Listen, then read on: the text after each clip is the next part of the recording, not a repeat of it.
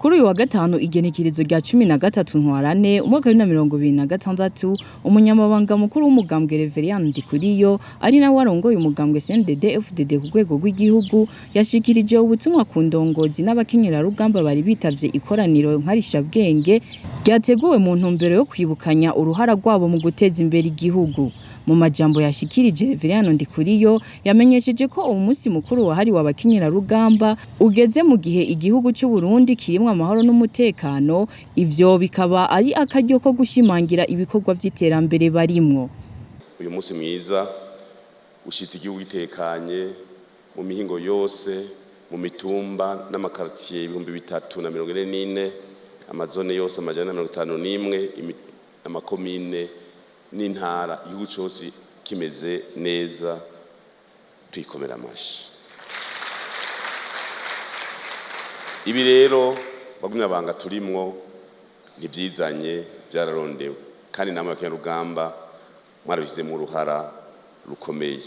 Iri koraniro nkarishabwenge rije gushimangira urukurikirane rw'inyigisho zidasanzwe twatanguje mu kwezi kwa Munyonyo, zikaburira abakenyerarugamba b'imboneza kwivyukiranya bagatahura uruhara rwabo mu kurerera Uburundi, mu kuba akarorero keza no mu guhindura iki gihugu Imana yaragije umugambi wacu mwiza wa CNDD-FDD.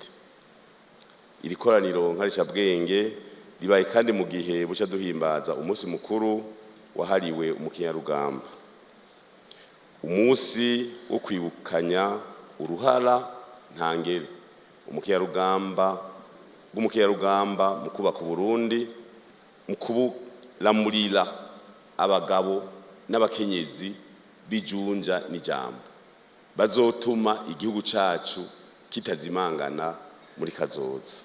Icivugo kiba giti bakenyerarugamba turerere Uburundi, turamurire abahizi mu gukunda igihugu no mu iterambere.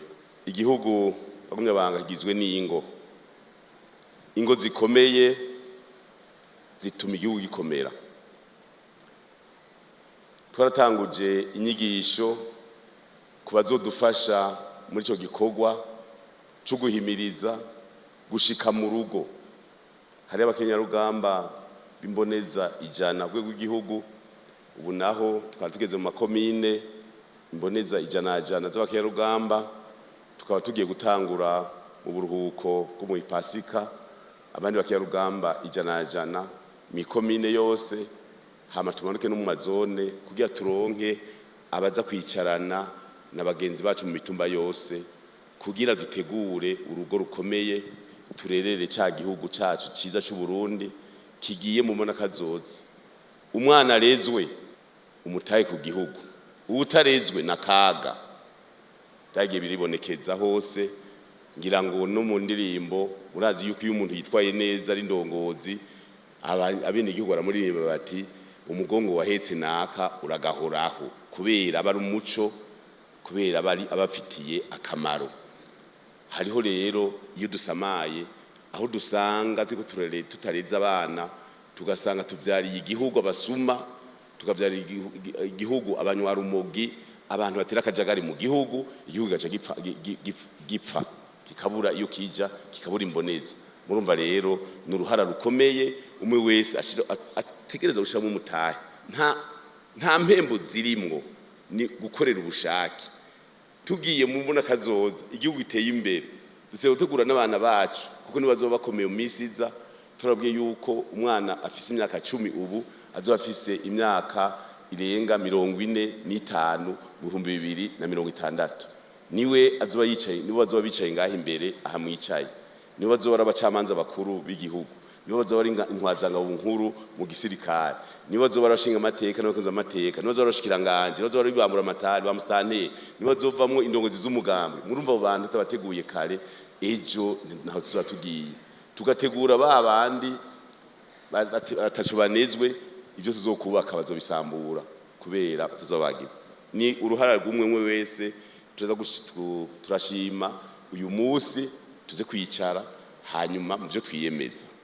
yaciye asaba indongozi zose gutahura neza amabanga bajejwe bakongera bakagira uruhara mu gushira imigambi y'iterambere mu gihugu. Aca yibutsa ko umwana ari we kazoza k'igihugu. Icivugo c'iryo koraniro nkarishabwenge rikaba ritumirira abakenyerarugamba kurerera Uburundi maze baramura abahizi mu gukunda igihugu no mw'iterambere. Mwomenya ko iryo koraniro ryari rigamije gukomeza ubumwe n'uruhara rw'abakenyerarugamba mu bikorwa vy'iterambere n'indero nziza y'abana, vyose bigamije kazoza keza ku Burundi. Kersi Daxine Irishura, Radio Televiziyo Burundi Bwiza. Radio Televiziyo RTBB, Nijwe Giza, Uburundi Bwiza.